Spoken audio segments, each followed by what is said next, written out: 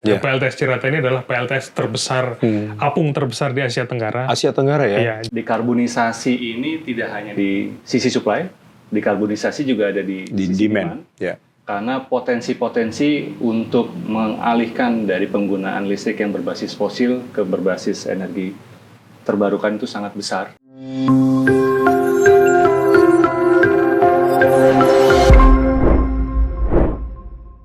Selamat pagi, Bapak Ibu sekalian. Selamat datang di Net Zero Podcast ketiga yang diselenggarakan oleh Kadin Indonesia bekerja sama dengan Indonesia Business Council for Sustainability Development yang mengambil tema mengenai percepatan transisi energi hijau dan insentif dunia usaha. Pada pagi ini kita akan berbincang-bincang mengenai upaya pemerintah dan dunia usaha untuk percepatan transisi energi ini, khususnya di kelistrikan. Pada pagi ini kita mendapat kehormatan dengan kehadiran Pak Katro Romandi dari Kementerian SDM. Beliau adalah koordinator penyiapan program kebijakan energi. Selamat pagi, Pak Katro. Selamat pagi, Bapak. Di sini juga ada Pak Anindita Satria Surya. Beliau adalah Vice President Transisi Energi dan Perubahan Iklim ya. Iya. Ini menarik divisi baru di PLN, menunjukkan komitmen PLN untuk pengurangan emisi.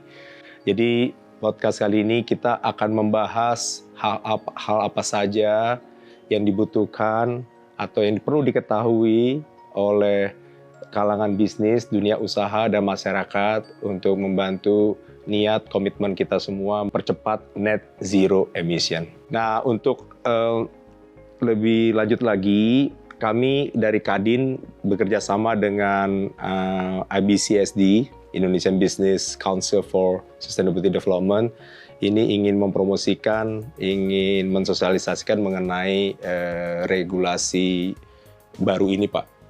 Jadi supaya teman-teman di dunia usaha bisa melihat ini sebagai peluang untuk dimanfaatkan. Mungkin Pak, mulai dari Pak Katro dulu, bisa menyampaikan sekilas mengenai BELATE ini, regulasi ini, dan bagaimana diharapkan pemerintah bagi dunia usaha. Silakan, Pak. Baik, terima kasih Pak Kotasi atas pertanyaannya, dan memang izinkan kami menyampaikan beberapa hal kaitannya dengan kebijakan pemerintah yang ada saat ini. Tadi Bapak sudah menyampaikan ada Perpres 112, itu kaitannya dengan percepatan pengembangan energi baru terbarukan dalam konteks listrik yang dibeli oleh PLN. Di sini ada Pak Andit juga, dan harga per masing-masing jenis teknologi sudah dituangkan. Niatnya tadi kalau istilah kita pertemuan pagi hari ini adalah bagaimana menarik investasi. Tujuan utama dari Perpres 112 adalah memberikan kepastian harga dari pembangkit energi terbarukan per jenis-jenis teknologi. Misalnya PLTS dari surya, PLTB dari bayu, angin, PLTP dari panas bumi, PLT biomas. Dan itu ada harga-harganya yang diatur per staging 10 tahun pertama, 10 tahun kedua, dikalikan dengan faktor lokasi.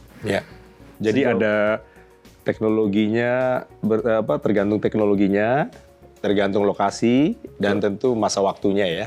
Betul, ada rangingnya dan itu berkontrak dengan PLN. Di PLN sendiri nanti setiap pembangkit ini harus masuk ke dalam rencana usaha penyediaan tenaga listrik. Daftar penyedia terpilih RUPTL yang masuk di dalam RUPTL PT PLN Persero. Hingga saat ini baru yang ada itu tahun 2021, tahun 2030. Kurang lebih total PLT EBT yang tertuang di dalam PLN RUPTL ini sebesar 20,9 gigawatt. Ya. Ini perencanaan 10 tahun dari 21 sampai 30. Betul. Oke. Nah, harapannya dengan harga ini investor bisa masuk. Ini kalau kami sampaikan di sisi supply, dan di sisi demand di sektor transportasi, bangunan gedung, rumah tangga, dan industri, kita punya peraturan pemerintah nomor 33 tahun 2023 tentang konservasi energi. Dan ini baru saja rilis, Pak. Baru saja rilis bulan Juni tahun 2023. Harapannya adalah selain di sisi supply kita bisa menggunakan energi terbarukan, di sisi demand kita bisa menggunakan energi lebih efisien. Lebih efisien ya? Gimana caranya menghemat? Bagaimana caranya melakukan manajemen pengelolaan energi di masing-masing subsektor pengguna energi ini supaya lebih efisien. Harapannya supaya energinya bisa lebih sedikit yang digunakan, dan harapannya supaya produksinya juga masih tetap sama, tapi dengan biaya yang lebih rendah. Dan yang terakhir adalah tadi kalau kaitannya dengan perubahan iklim, tentunya mengurangi emisi gas rumah kaca. Kalau bauran energi itu ada targetnya nggak Pak? Tahun berapa misalnya bauran energi dari EBT itu jadi berapa persen? Ya, bauran energi saat ini masih mengacu kepada kebijakan energi nasional dan tertuang 23% bauran energi primer tahun 2025. 23% tahun 2025. Betul. Itu apakah akan dinaikkan atau dirubah atau waktunya? Untuk saat ini posisi capaian memang masih di angka 12-13% bauran energi primer. Namun demikian, upaya-upaya untuk melakukan aksi peningkatan baik itu dari sisi investasi maupun pembangkitan itu tetap kita lakukan, Pak. Harapannya sih kita masih berupaya penuh untuk target 23% ini bisa tercapai. Namun demikian, bila mana diperlukan untuk dilakukan adjustment ataupun justifikasi, nanti bisa dilakukan apabila sudah mendapatkan rumusan-rumusan baru ataupun pertimbangan-pertimbangan lain sesuai dengan dinamika perubahan yang ada saat ini. Ya. Pak Anin, bagaimana ini mengenai bauran energi primer ini, Pak? Ya, menarik sekali pertanyaan. Jadi memang jika kita melihat target dari tadi disampaikan oleh Pak Katro ya 23% di tahun 2022 itu cukup challenging bagi kita. Betul tadi. Sementara hari ini baru sekitaran 13% ya. Beberapa upaya terobosan memang saat ini dilakukan oleh PLN dari internal kami sendiri, bagaimana kami membuat suatu investment war room. Di dalamnya setiap hari kita melihat update per progress per project renewable. Investment war room. Jadi memonitor setiap pembangunan proyek-proyek listrik khususnya yang terbarukan ya? Iya, khususnya yang terbarukan. Milik PLN saja atau juga semuanya? Semuanya. Jadi bagaimana yang EBP harus segera diproses, sekarang prosesnya sedang tahapan apa, itu dimonitor setiap hari dan setiap minggu kita diskusi, kita laporkan ke BOD. Harapannya memang itu untuk bagaimana mengupayakan mengejar yang tadi disampaikan adalah target 23%. Dan satu lagi yang tidak bisa kita lupakan adalah target dari NDC kita. NDC kita di tahun 2030, Enhanced NDC kita menyampaikan bahwa target penurunan emisi adalah 31,89% dari baseline. Itu juga coba kita achieve dari proyek-proyek yang ada di RUPTL sekarang saat ini. Tadi disampaikan oleh Pak Katro bahwa 20,9 gigawatt artinya penambahan itu sudah lebih dari setengahnya adalah dari pembangkit-pembangkit yang renewable energy. RUPTL 2021 kalau kita bisa baca adalah RUPTL yang hijau, paling hijau. Artinya dominan dari tambahan pembangkitnya adalah pembangkit-pembangkit renewable ke depan. Seperti mungkin itu, bagi publik untuk kita sampaikan, RUPTL itu adalah rencana umum pembangkit tenaga listrik. Rencana umum rencana usaha. Penyediaan tenaga listrik. Jadi perencanaan sistem kelistrikan 10 tahun. Rencana usaha penyediaan. Wilayah usahanya PLN seperti itu. Iya. Kemudian kembali lagi tadi Pak mengenai Perpres 112 ini. Bagaimana di PLN sendiri? Apakah akan membantu PLN dalam merealisasikan EBT ini, proyek EBT? Harapannya dengan Perpres 112 ini, proyek-proyek yang khususnya renewable, kita bicara renewable di Perpres 112 akan lebih terakselerasi. Kita bisa melihat nanti proyek-proyek yang kita rencanakan beroperasi atau COD-nya tepat waktunya. Harapannya memang seperti itu dengan adanya Perpres ini. Seperti itu. Pak Anin. Terima kasih Pak Anin. Kembali lagi ke Perpres 112 Pak Katro. Boleh kasih gambaran nggak Pak, kalau misalnya untuk plafon untuk PLTS panel surya panel di Jawa berapa, kalau angin berapa, hydro berapa, lalu perbandingan misalnya di Sulawesi, contoh saja Pak, Ya. gambaran. Baik, ini PLTS atap itu ada salah satu upaya aksi mitigasi tadi yang disampaikan Pak Anin juga, Pak Otasi, bahwa dalam upaya menurunkan emisi dari sektor energi adalah melalui pembangunan pembangkit listrik energi terbarukan. Salah satunya PLTS atap. PLTS atap kalau saya baca di sini capaian sampai bulan ini 2023 itu sudah mencapai 129,9 megawatt. Wah, 130 megawatt lah kira-kira. 130 megawatt. Dan ini meningkat. Itu seluruh Indonesia? Iya. Jadi masyarakat lah ya, betul, meningkat 49% dari capaian Agustus tahun 2022 yang lalu itu sekitar 86,9. Dalam waktu setahun ya? Dalam waktu setahun. Nah, bicara tentang kebijakan yang ada saat ini, kalau tadi ditanyakan, memang kita ada peraturan pemerintah, bukan peraturan pemerintah, peraturan Menteri SDM terkait dengan percepatan pengembangan PLTS atap. Itu tujuannya untuk tadi mengupayakan supaya sisi demand ini bisa, terutama sektor bangunan gedung, rumah tangga, dan industri, Pak. Itu untuk memasang PLTS atap. Berapa kapasitas yang terpasang, kita waktu itu punya, kalau bicara historik, ada angka 65% dulu, terus ada angka 100%, dan sekarang peraturan Menteri SDM ini sedang dalam proses revisi, dan ini menyesuaikan dengan kondisi sistem kelistrikan dari PT PLN Persero. Karena seperti kita ketahui, mungkin ada kondisi-kondisi yang mungkin sifatnya reserve marginnya terlalu tinggi, dan reserve margin ini di satu wilayah ya? Di satu wilayah kalau sistem ketenaga listrikan tertentu. Itu kalau bahasa untuk masyarakatnya reserve margin tinggi itu artinya cadangan, oversupply lah, atau boleh dikatakan begitu nggak? Mungkin cadangan siap ya.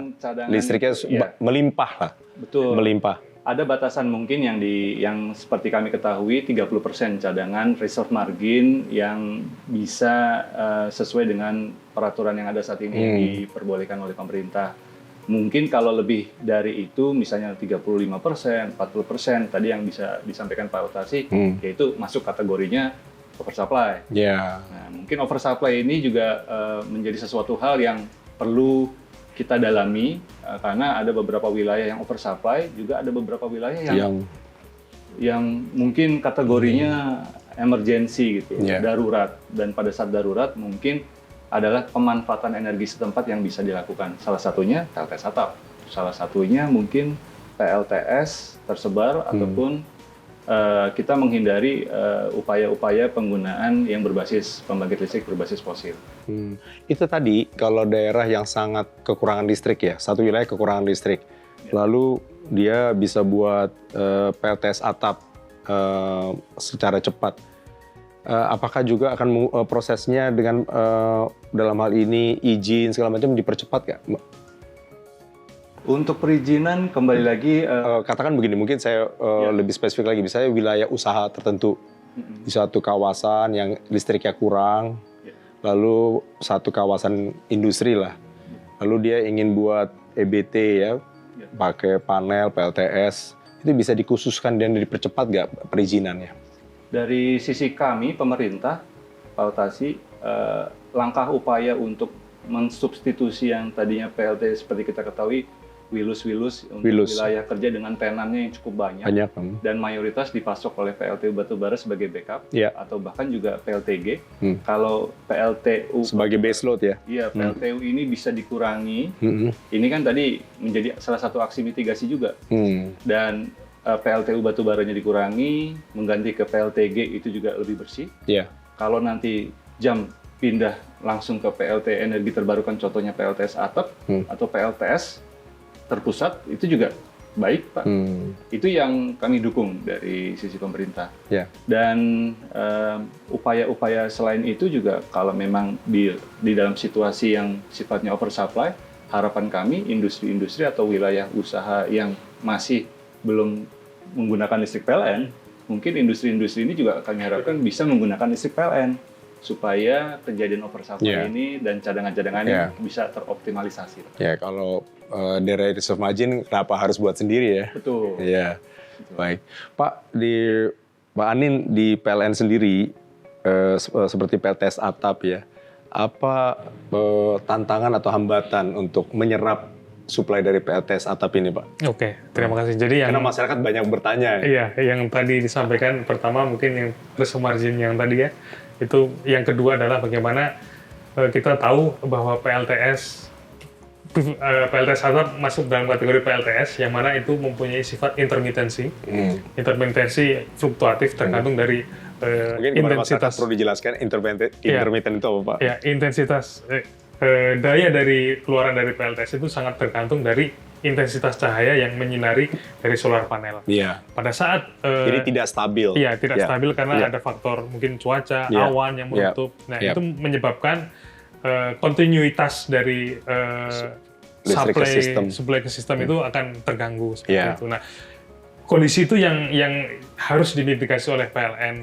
Itu salah satunya adalah bagaimana nanti perlu adanya pembangkit yang mempunyai ramping up yang cepat, yang dapat segera menutup penurunan daya dari PLTS atap. Nah, itu jika jumlahnya banyak dan besar, itu akan mengganggu sistem PLN. Tadi betul disampaikan oleh Pak Katro, tergantung dari kondisi sistem setempat.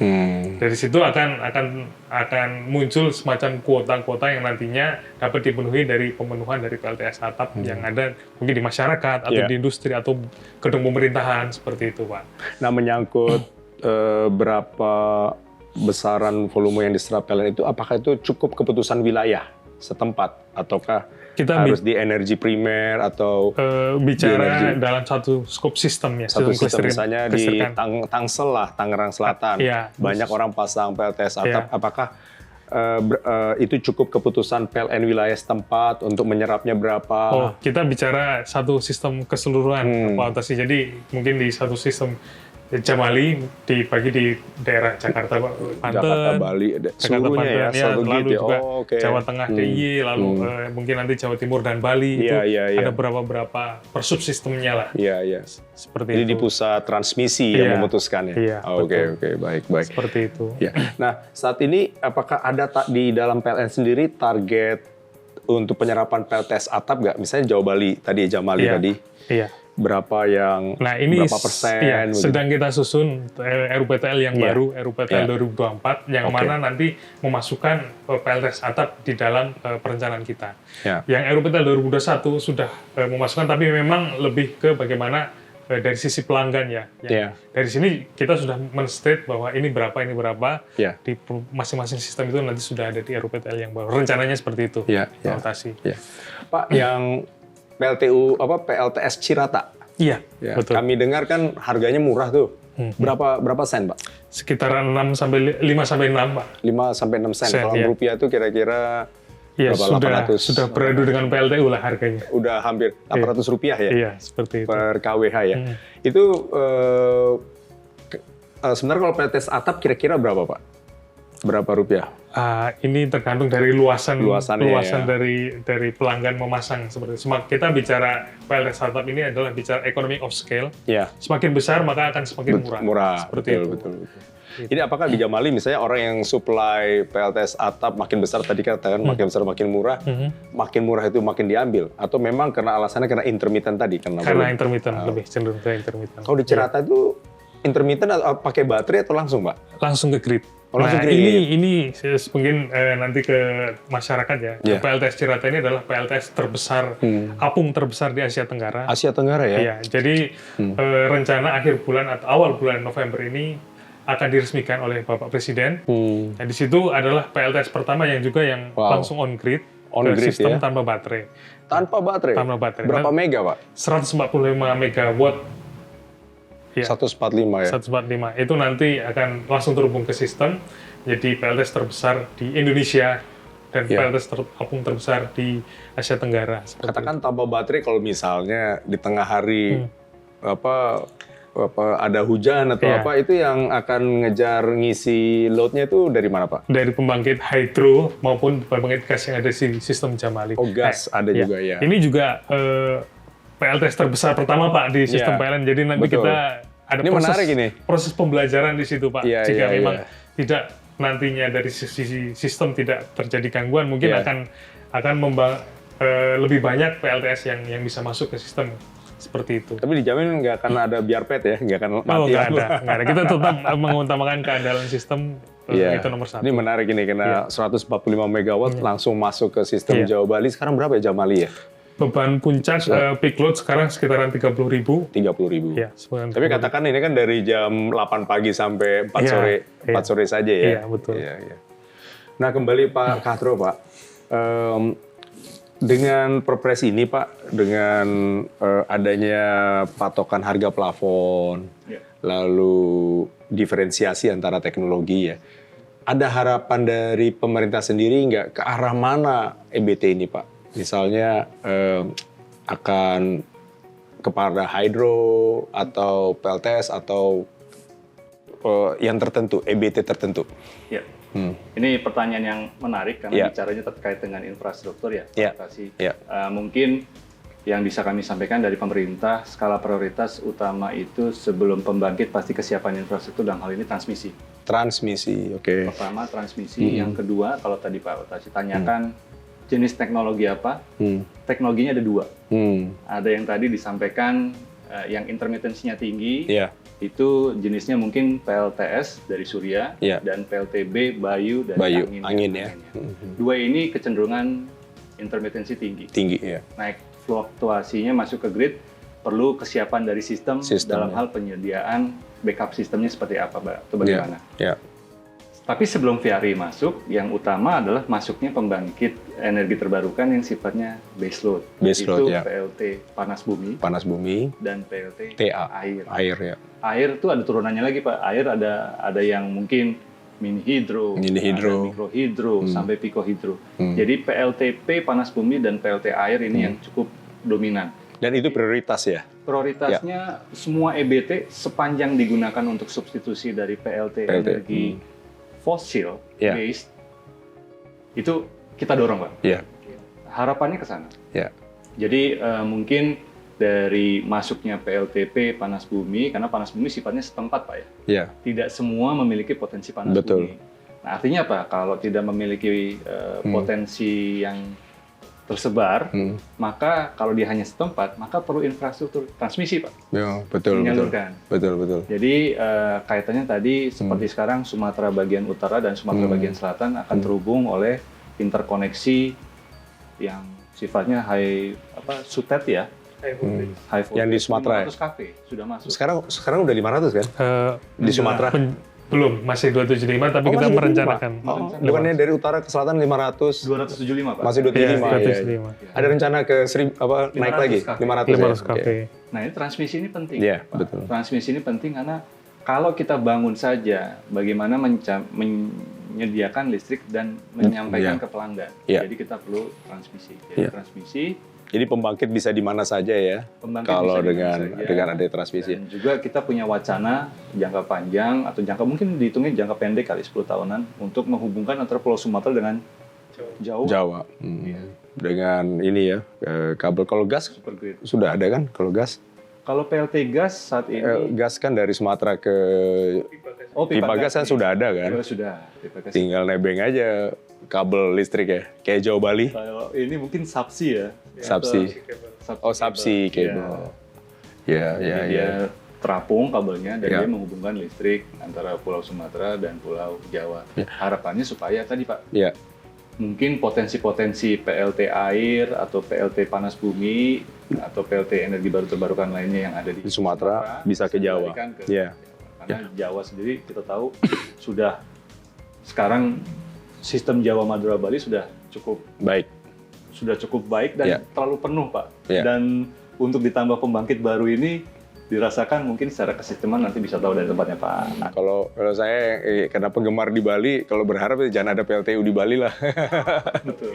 Pakai kabel aja semua dari Jawa kan supaya bersih ya. Bali punya potensi panas bumi, Pak, yang panas bumi ya. Dan itu yang masih ada isu ya. Tapi pertanyaan berikutnya, Pak, mengenai ini, Pak, kepulauan kan banyak tersebar lah.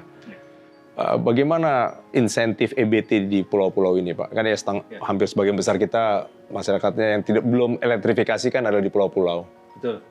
Misalnya apakah ada misalnya harganya lebih khusus lagi, izin lebih mudah, ada subsidi, kalau misalnya IPP-nya Pak? Baik, ini menjadi tanggung jawab pemerintah untuk di wilayah-wilayah yang tadi Bapak sebutkan. 3T ya, terluar, terisolir, terdepan gitu ya. Dan wilayah-wilayah ini ada 2 Pak sebetulnya. Ada yang nilai komersialnya tinggi, itu PLN bisa masuk, tapi ada juga yang nilai komersialnya nggak ada. Ini menjadi tanggung jawab pemerintah dalam hal negara hadir. Kami di Ditjen EBTKE, Direktorat Jenderal Energi Baru Terbarukan dan Konservasi Energi, memiliki Direktorat Perencanaan Pembangunan Infrastruktur, Pak.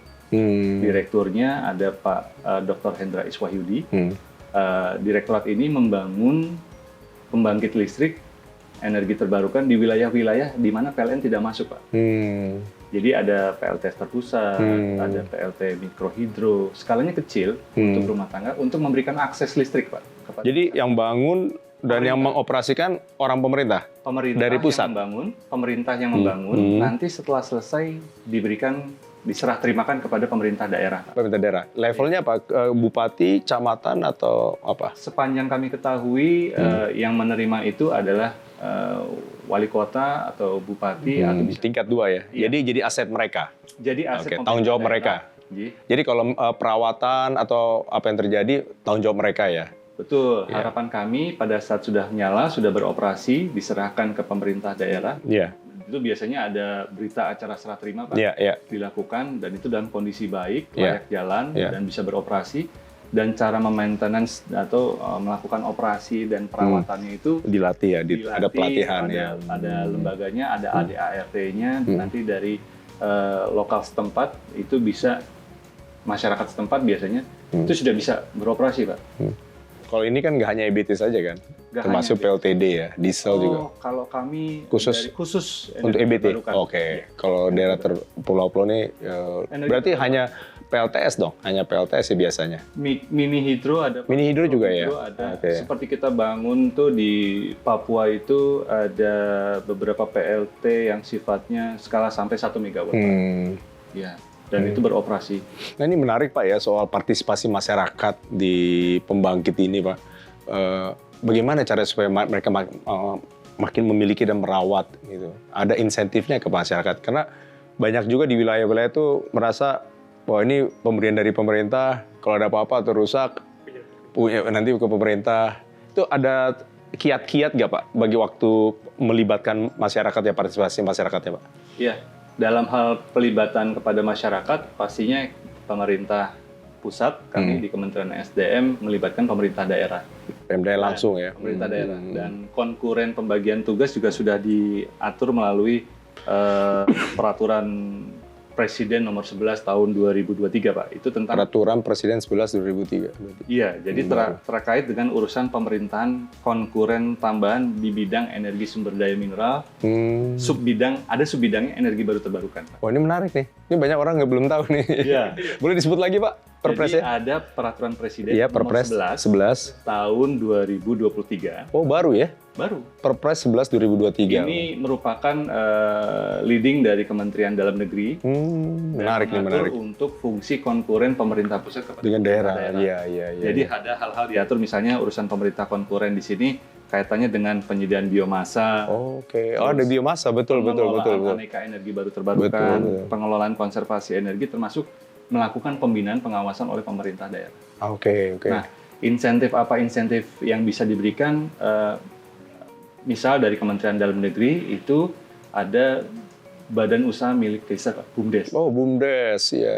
BUMDes itu direct anggarannya dari Kementerian Dalam Negeri. Ini mungkin nanti akan ada informasi tambahan lagi dari Kementerian Dalam Negeri bila mana dilaksanakan kegiatan oleh bisnis Pansel oleh Kadin. Itu kaitannya dengan BUMDes ini diberikan insentif melalui badan usaha milik desa BUMDes senilai uang rupiah, dan ini per tahun, dan itu bisa digunakan untuk subbidang energi baru terbarukan. Oh, mereka bisa gunakan itu untuk. Ini beda dengan dana desa ya? Beda ya. Jadi BUMDesnya sendiri. Ini anggaran pusat atau dari Pemda? Dari pusat. Oke. Dari pusat. Dia bisa investasi di pembangkit listrik. Atau bisa melakukan operasi dan maintenance bila mana tadi Contoh, misalnya berkoordinasi dengan kami pada saat pemerintah Kementerian SDM memberikan aset dalam bentuk pembangkit listrik energi terbarukan kepada daerah dan tidak ada biaya operasi dan maintenance di sana, bisa nanti itu sebagai ADART untuk membantu. Itu salah satu upaya ya, salah satu upaya. Upaya lainnya dengan adanya pembangkit ini mereka tuh bisa tumbuh ekonomi sirkuler, Pak. Oh iya. Ekonomi sirkuler tumbuh. Dan bagi PLN yang meringankan beban. Apa artinya beban tanggung jawabnya? Ini komplementer kan, off grid lah. Kalau istilahnya off grid, daerah off grid. Menunggu transmisi PLN masuk. Oh, ini juga sementara. Sementara. Boleh nggak BUMDes ini menarik harga atau bayaran atau dari ada masyarakat? beberapa mekanisme, Pak, yang memang diperbolehkan tadi pada saat ADART untuk pengelolaan. Ada uang tarikan, Pak. Oh, ada uang tarikan, nggak banyak. Sadar supaya masyarakat kan juga merasa memiliki. Iya. Ada tanggung jawab buat pemerintah daerah untuk mengelola aset yang sudah diberikan. Betul.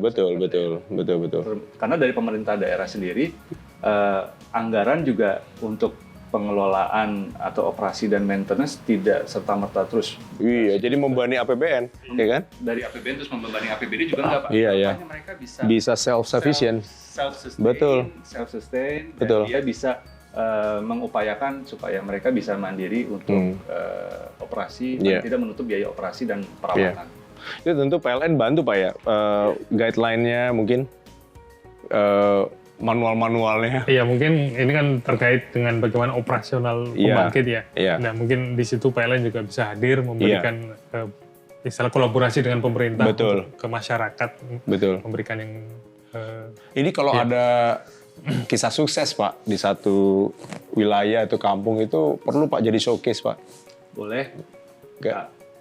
Dan udah berjalan ya, dan menghasilkan, artinya kan nggak hanya listrik, tapi sektor industri apa yang muncul, apa nelayannya bisa punya kulkas, sehingga ikannya lebih bernilai tinggi, awet gitu. Itu menarik ini, Pak. Economic impact yang dihasilkan dari konkret listrik itu. Atau bisa dapat BTS, anak-anak bisa remote learning kan. BTS juga Kementerian SDM, SIKI di JNBTKI juga berkolaborasi, Pak, dengan Kementerian Kominfo. Karena ada beberapa BTS yang sulit mendapatkan listrik. Dia pakai solar panel. Iya, pakai solar panel untuk tetap dapat melistriki. Meskipun backup sistemnya selain dari listrik, dari PLTS juga mungkin ada beberapa yang masih menggunakan PLTD. Jadi itu BTS-nya baru nyala, Wi-Fi-nya kalau ada matahari ya? Kira-kira gitu ya? Karena nggak ada baterai kan?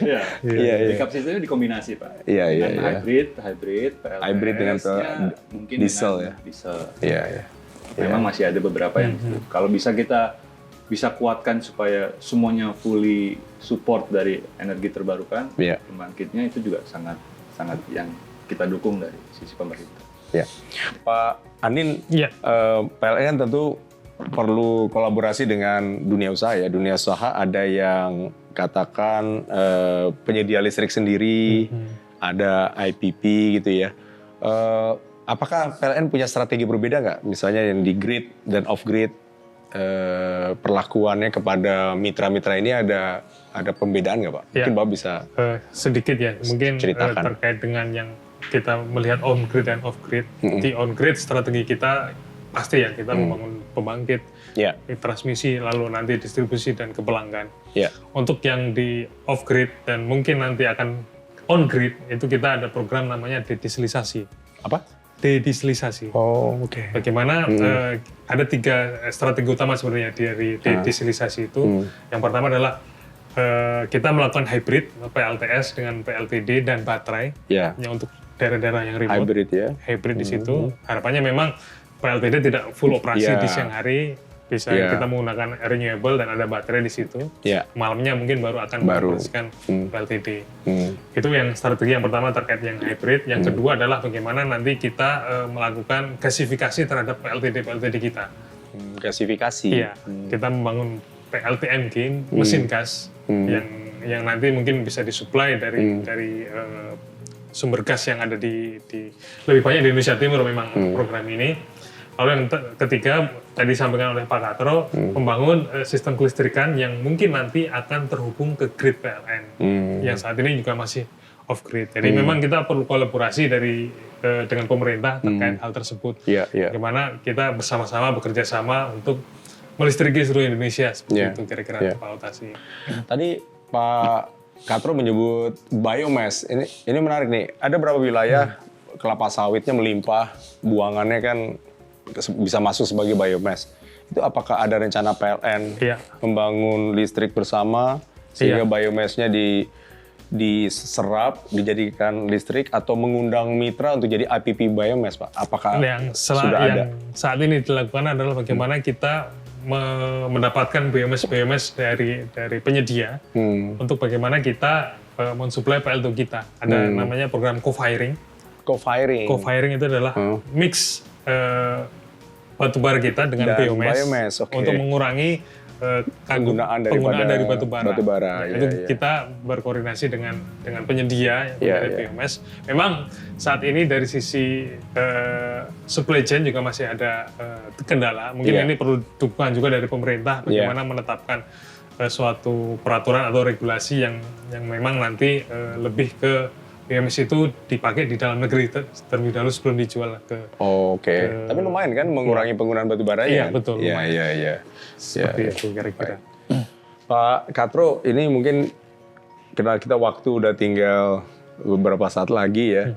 Mungkin Pak Katro akan bisa menyampaikan hal apa saja yang highlight dari pembicaraan kita pagi ini yang perlu diketahui oleh teman-teman audiens mengenai insentif atau aturan baru untuk EBT ini, Pak, dikelistrikan. Ya. Baik, terima kasih atas kesempatannya. Mungkin dari sisi pemerintah, kami pendekatannya di sisi supply dan sisi demand. Sisi supply ada kebijakan Perpres 112 tahun 2022, percepatan pembangunan listrik energi terbarukan untuk dibeli oleh PLN. Kita mengedepankan supaya investasi bisa masuk. Dan di sisi supply, kita juga berharap setiap pengguna energi, baik itu dari sektor industri, rumah tangga, bangunan gedung komersial, dan transportasi, bisa menggunakan energi lebih efisien. Dan kita sudah punya peraturan pemerintah nomor 33 tahun 2023 tentang konservasi energi. Itu di demand ya? Di sisi konservasi supply ada dan demand ya. Dan dekarbonisasi ini tidak hanya di sisi supply, dekarbonisasi juga ada di sisi demand. Karena potensi-potensi untuk mengalihkan dari penggunaan listrik yang berbasis fosil ke berbasis energi terbarukan itu sangat besar. Dan bila mana ini bisa dilakukan, ini menjadi upaya aksi mitigasi. Dan aksi mitigasi ini juga berujung kepada penurunan emisi. Secara agregat ya? Betul, secara dan total. penurunan emisi ini juga bisa diperjualbelikan. Tadi kita kelewat itu. Menjadi sertifikat penurunan emisi. Sertifikat penurunan emisi seperti kita ketahui, PLN sudah mengurus ya. Bursa Efek Indonesia sudah merilis pasar karbon, dan itu tanggal 26 September yang lalu, bulan lalu, dan sekarang sudah ada beberapa pembangkit-pembangkit yang sudah masuk. Dan pembangkit ini memiliki sertifikat penurunan emisi yang sudah diperjualbelikan. Artinya apa? Ada transaksional uang, ada bursa, upaya mitigasi, upaya pasar mulai terbentuk ya. Betul. Ada Pertamina Geothermal Energi di sana sudah masuk. Saya juga lihat PLN-NP. ada PLN Nusantara Power, dengan PLTG Muara Karang. Dan ini ada nilai transaksionalnya dari penurunan emisi dalam juta ton. Kalau Muara Karang kalau tidak salah 900 ribu ton yang sudah ditransaksionalkan. Ini nanti ada transaksional, menjadi sertifikat di monetisasi ya. Dimonetisasi dan nanti bisa kita bawa pertanggungjawaban komitmen pemerintah Republik Indonesia ini kepada dunia internasional. Dalam tadi Pak Anin bilang nyebut NDC itu Nationally Determined Contribution. Di mana kita sektor energi punya tanggung jawab 358 juta ton CO2. Mungkin kami harapannya dari sisi pemerintah pasti kolaborasi dengan BUMN, PT PLN Persero, dan pasti bekerja sama dengan Kadin dengan sektor swastanya, supaya triangle swasta, BUMN, pemerintah, dan partisipasi stakeholder yang lain bisa ikutan atau ikut masuk dalam investasi di energi yang sifatnya bersih. Ya betul Pak, jadi di Kadin upaya kami adalah mempercepat sosialisasi ini, penyadaran ini Jadi melihat pengurangan emisi ini bukan sebagai beban biaya, tapi peluang. Peluang malah biaya turun dan tadi bisa monetisasi dari karbon. Ya tentu saja gambaran besarnya kan kita ingin menyelamatkan bumi kita nih. Iya. Mewariskan kepada anak-anak kita ya.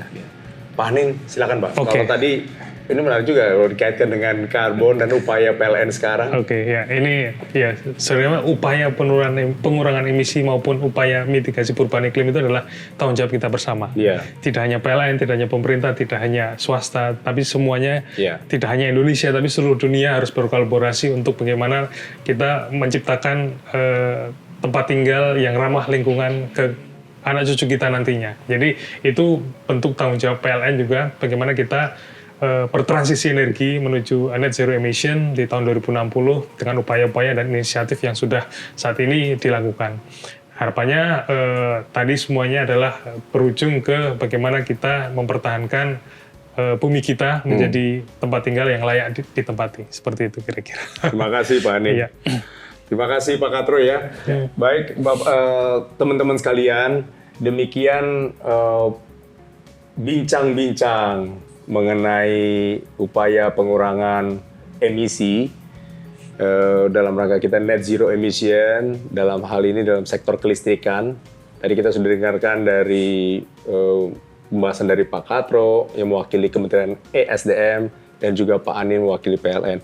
Jadi pada intinya teman-teman sekalian perlu terjun langsung, terlibat langsung, baik investasi atau kalau punya usaha bisa memikirkan apa saja proses produksi yang bisa mengurangi emisi dan juga akan menghemat biaya produksi Bapak Ibu sekalian dan juga melihat apa saja kerjasama kolaborasi yang bisa dilakukan antara perusahaan atau bahkan dengan PLN dalam rangka net zero emission ini. Terima kasih teman-teman sekalian dan kami tutup pembicaraan kita pagi ini. Selamat siang.